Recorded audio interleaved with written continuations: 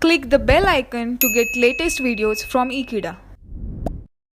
Hello friends, we will be discussing an illustration which is related to the case where two parties are involved in one specific illustration.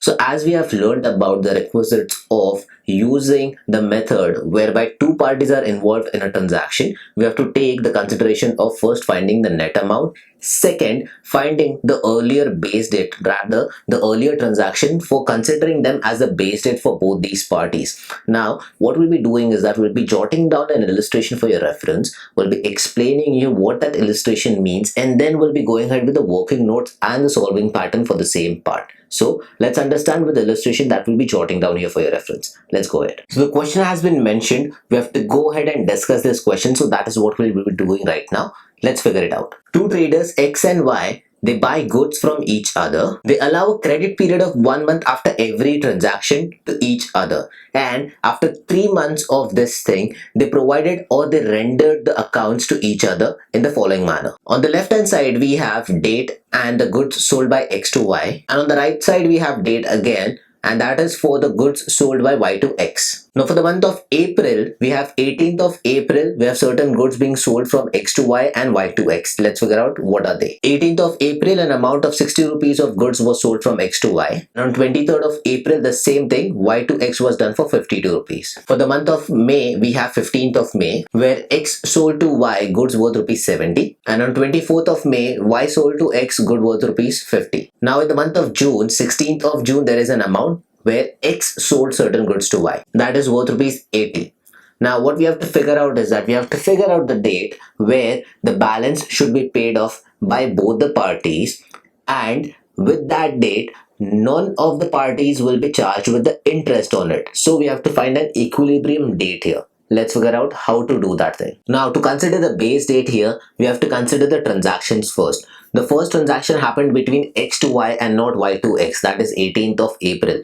If you add the 1 month credit that is provided there, then it is 18th of May. So we'll take 18th of May as the base date here. The reason, because the first transaction happened then and the due date was the first part. If you take 23rd of April, that happened between Y to X, 1 month credit will be 23rd of May. So due date of 18th May and due date of 23rd May, whichever is the earliest one, that is in this case 18th May. So we'll take that as a base date for both the parties to be common. So let's take that. Now this base date will be the common for both X payment also and Y payment also. So this is what has to be taken into consideration. It cannot be different for X payment, it cannot be different for Y payment, it has to be the common thing. Now there were certain items that X sold to Y and Y is supposed to pay up. That means this is for the Y's payment that we are doing. And similarly, Y sold to X, so X is supposed to pay up. That will do after this calculation. So first do the calculation which has been mentioned where X sold certain items to Y and we have to calculate Y's payment that is due to be made by him to X. So this is the format that you have to prepare in such a situation where you have to figure out. It is almost the same thing that we have done in the earlier previous, or rather the transactions that we have done or the illustrations that we have done in the case A, where only one party was involved. So this is a similar kind of format.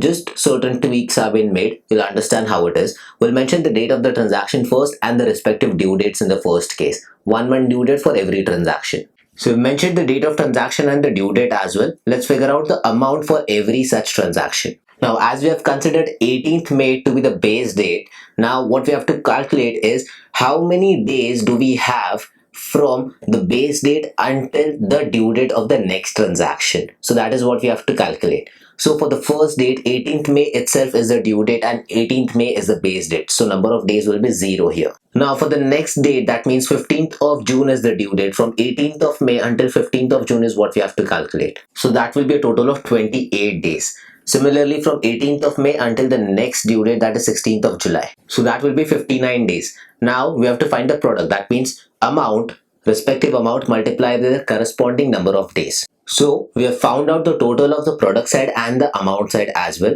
We have done it for X, or rather we have done it for the payments that which X is supposed to receive from Y. Similar thing we'll do it for Y, where X is supposed to pay some amount to Y here.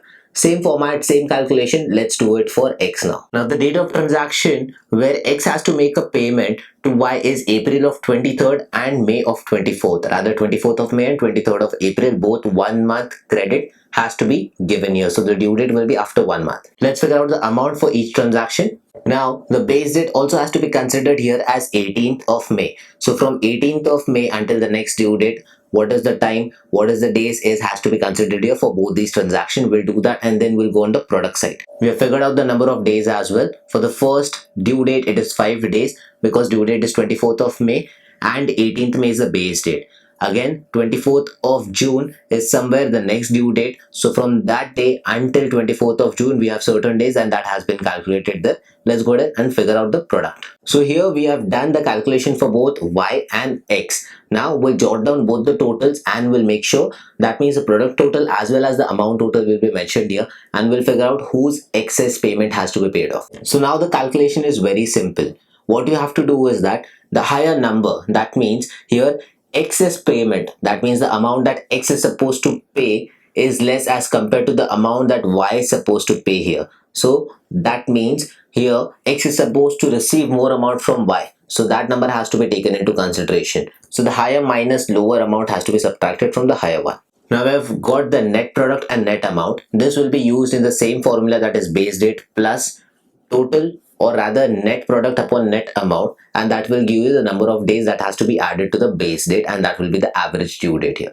So if you can see, we have figured out the amount, or rather the average due date here, 43 days additional. So after 18th, if you add 13 days, that takes the whole month for May, and another 30 days are supposed to be taken additionally. So that will be the whole month of June. So 30th June is the average due date, whereby if both the parties make the payment, none of the parties will have to pay up interest on it, and that will be the excess payment that has to be made. So this is how you get the illustration done when two parties are involved in such a transaction. I hope this video gave you a clarity about how to go ahead with this sum. So thank you for watching this video. Stay tuned with Ekeeda and keep subscribing to Ekeeda.